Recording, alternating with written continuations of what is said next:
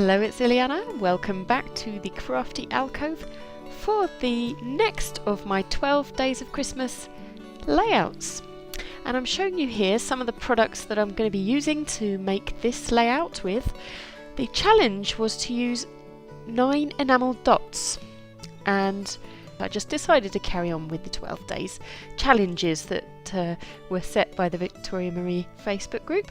Fantastic group, I recommend you join it. But actually, the challenge was to use 9 enamel dots, and I didn't actually use truly 9 enamel dots. I've used lots of dots of this and that, and this includes some of my homemade enamel dots as well, by the way. But technically I haven't really gone with the true challenge of using 9 enamel dots, but you'll see what I do at the end. And I'm just showing you some of the products that I had planned to use, and I actually did use the majority of these. So my forward planning worked in this instance. Sometimes I go off on tangents and incorporate different things than I had intended, but on this one I was kind of quite decisive in some respects. The layout is called The Show Must Go On. And it could as well be called The Cat in the Hat, because that does also feature on the layout. And it's about my sons, lo and behold. They're not called Lo and Behold, and they're also not called Thing 1 and Thing 2. But they are doing that, the classic head through the holes. This was at the theatre trip with their aunt and uncle, Shona and Jordan, back in December, on the 30th in fact. And they had treated them to a theatre trip up in London, and my husband had taken them up there, and he wasn't particularly well that day, and it didn't look as though he was going to make it, and the journaling kind of represents all of that, so I won't bore you with all the detail. Safe to say that it all happened. It was a bit of a theatrical trip in itself. That's without the theatre. The trip itself was theatrical, but it happened. The show went on. The boys thoroughly enjoyed themselves, and they are still raving about that.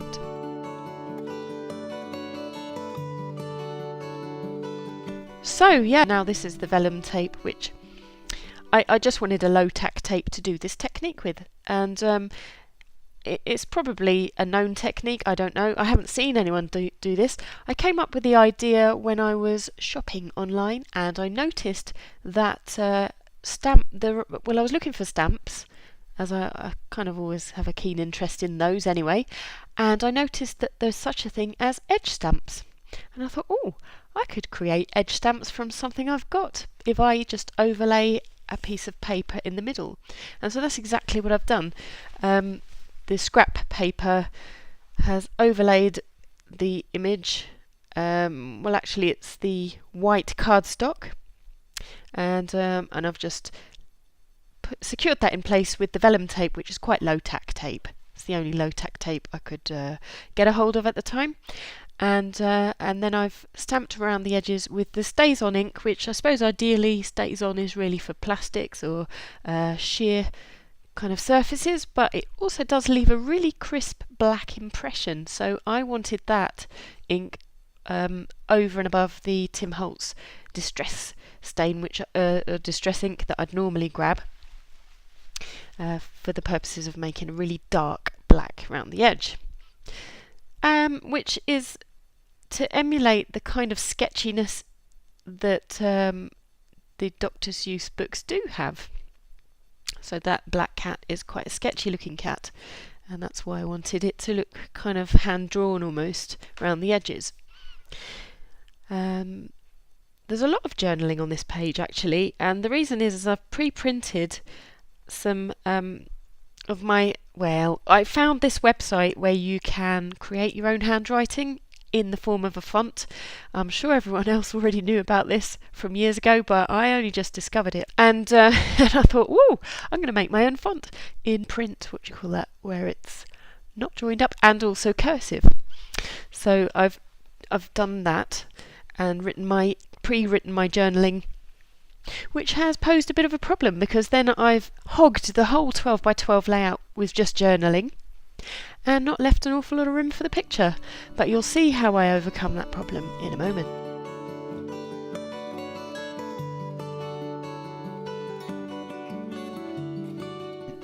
And I'm using the good old Fiskars edge punch to make a notebook edge. And I've been a bit creative with that. I have incorporated the cutouts, the punch outs there, but not like you see me trying to do there. In fact, I'll use those later on some of the other elements around the photo, I think. But I will also be using the notebook edges down the insides of two of the main elements. So that will be on the this bit here, the journaling page, as well as the cat in the hat. I want to say leaflet. It's a little bit of ephemera that came from the theatre that I wanted to incorporate on the page, just to show. It's like a bookmark that you get, you know, when you attend theatre, you get all these little bits just to keep as a memento. And the colours I've gone for are quite clearly to mimic the Cat in the Hat logo there, and so obviously the dark blue and the light blue are for that job, but the yellow is just what I had lying about from the previous layout, so it's from the Bo Bunny collection.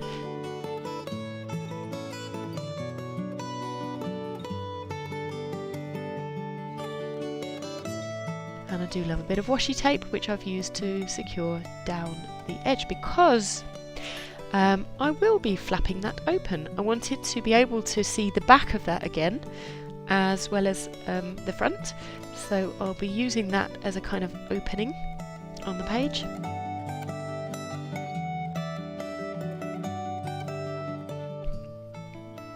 Now, the reason I have those decal edge scissors out isn't that I'm a keen fan of these scissors. I've already donated them to the boys, in fact, but I grabbed those thinking, oh, this is going to be one of the challenges ahead, so I've got a few of those scissors in future layouts. But this one concentrates on the enamel dots. However, I did need to actually have a ripped edge look on that one there, and so the scissors came in very handy for that purpose too.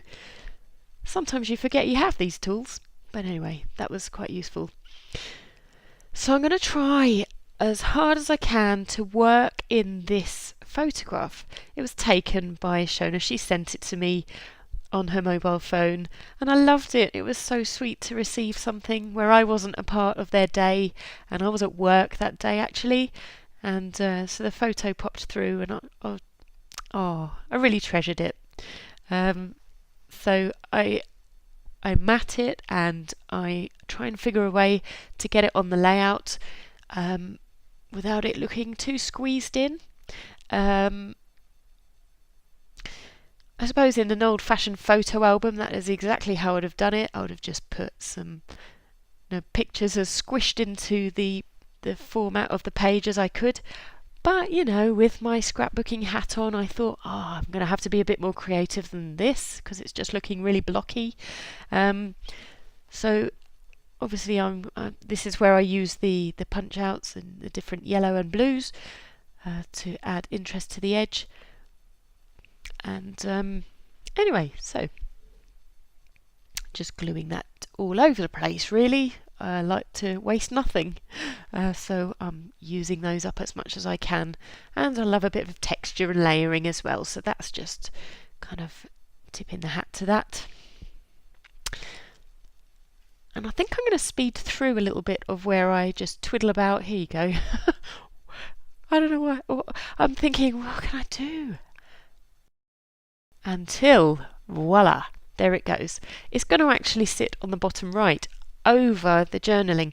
The piece of journaling that it's going to cover is about the Cat in the Hat. So I've lifted that off the website to find out what it was the boys went to watch, because they weren't really telling me an awful lot about their theatre trip other than their funny little toilet humour. So, you know, well, when I say toilet humour, I mean, you know, you ask them a question and all they're telling you is about how it parps and poos and things like that. Like, all right, boys, I'm just going to find out what you watched from the website, and then I've incorporated that into the journaling as well. So it's not terribly important that I see that when I'm just glancing through the pages of my 12 by 12 albums, but I did still want to be able to read it, so actually it's also going to serve as a flap on the right. And I'm going to secure that down in a moment with washi tape, but I thought I'd just ink the edges first before going ahead with that. And I think I'm about to try and work on the precise positioning, and since I do want that to stick on the blue, the dark blue behind the journaling, I'm kind of getting the layout sussed first, and then I'll flip that out the way, and there you go, and I've secured that down by the folded down washi tape. And then since the washi tape's not particularly strong, I decided to just secure that with some PVC glue, or PVA glue, and that will just give it a bit more durability in the years to come, hopefully. And just with the stamp block there, squashing it all down to make it stick and hold. And this is pretty much the final layout minus the embellishments. So I'll go ahead and stick down all of this onto the 12 by 12 background piece. And I'm going to keep the Cat in the Hat leaflet, the little bookmark piece, loose for the time being, although that is actually where it's going to be positioned. But it's loose while I work out what to do about the inside flap. And I have kind of toyed with the idea of maybe placing a picture of their aunt and uncle in the inside, and I may yet do that. I wondered about leaving it blank for their own memories, but as it stands, and we're in January now, and I'm narrating this quite a lot later from when I actually did the page, it's still empty. But the Cat in the Hat, I do pop a little bit in behind that, so that if it is opened up, there's something else to look at, as you'll see. And so just gluing this down onto a chevron border, black and white. It's not chevron actually, I think it's just diagonal lines. Matting it up there, and because I decided that I didn't need a repeat of the title, The Cat in the Hat, and so I've decided to cover up the top version and make a new title, which is the title The Show Must Go On. And I'm matting it onto the yellow. It's not a pure yellow, but I was okay about that because it's not the main feature of the page. Personally, I think it's about the red, maybe the red and the blues. The yellow was kind of secondary, so I'm okay to have that as a dirty sort of yellow. And in fact, since the Cat in the Hat illustration is quite sketchy, I think it's not altogether unbefitting, really. And these photo corners, I think my mum must have given me those. Decided to pop a couple of those on, as well as that interesting piece of cardboard measuring tape. It's all just about a little bit of further interest, isn't it? I think I may never use a photo corner for its true purpose ever again. It's all about decoration now. So twiddle about with that for a little bit, and I'm really liking how it's coming along. I'm quite pleased that that's virtually covered the title. Obviously the letter T is still up there next to the hat, so I'm going to find an embellishment to cover that with. And I've pulled out these chipboard frames, and actually it's the back selection of chipboards I've gone for, because they I think they're just kind of flourishes really, and fleur-de-lis and all that kind of thing. But the shapes I found there, I thought, oh, they really do emulate the hairdos, and I couldn't resist. So I will be using those around the page, just trying to work out exactly where they can go. And those two turquoise pieces, one it's down there at the moment, and it's the shape of the sun. I'm going to be shunting that up just a little bit for its final positioning, but I will be using those both. My mum made those, and they're really gorgeous, and they look like they might be glazed Fimo pieces, or they could be some other kind of resin. I'm not really sure what she made those with. And as I come to glue those down, I'm also not sure what they're made with, because I kind of select glossy accents for sheer surfaces, but the PVA if it's kind of papery or a little bit absorbent. And when I felt these, I realised they were quite plasticky on the back, and so I've used the glossy accents to secure them, and that's held quite well. So they're obviously not too waxy either, because I find that glossy accents doesn't really work very well with the old UT embellishments that one used to make once upon a time. But anyway, I digress. And these are my homemade enamel dots, made with some old plastic beads in the colours that I wanted. Just gone with red.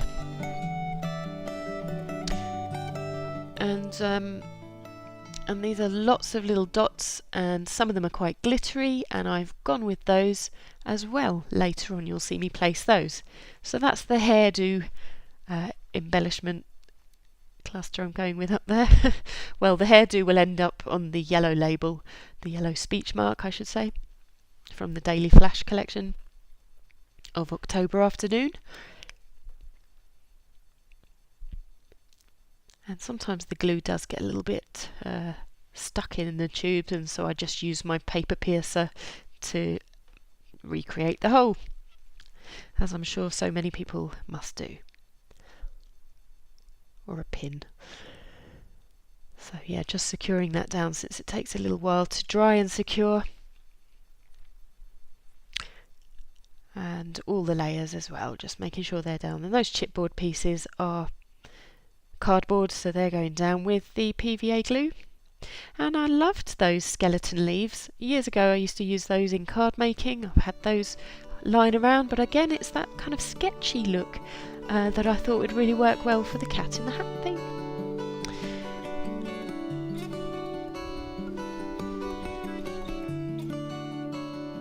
So it's always so pleasing when I come to narrate this to see that I'm committing down the elements and everything's falling into place a little bit more for you, and that any indecision is finally being turned into commitment and decisiveness, even though it does require me to speed through some of the elements, but hopefully it should be just the right pace. These funny little, could call them enamels, are they're so old, in fact so old that they have stuck awkwardly to the paper backing, and some of them have ripped up with the paper backing, and so I'm choosing glossy accents to get those down with. Some of them are still actually sticky with their own adhesive, but I'm still securing them with some additional adhesive. I think they might be jewellery earrings for children. I must have spotted them in the pound store years and years ago and thought, oh, they'll be good for my cards, and I've just hoarded them. And actually now, with the advent of enamel dots being so popular, I'm finding a new use for these, even though they are really cranky, like those feet. But so is the Cat in the Hat. There's a definite cranky feel about those books, which I really enjoy actually. But I thought that might as well make use of some of these slightly quirkier elements as well. And I love those gold glitter domes, which I suppose could count for an enamel dot really, but it doesn't matter. This wasn't my challenge submission, and I'm sure even if it were, that it would have been passable. So I'm not really getting het up about it. I'm just thinking I might be a rule bender, but not altogether outlandishly. And the pearl dots, again, these are quite old as well, but they do add a nice bit of sparkle and dimension. And that's something I like about my page actually. I like how there's a lot of kind of texture, dimension, colour, without it looking too wild and without it looking too bland either.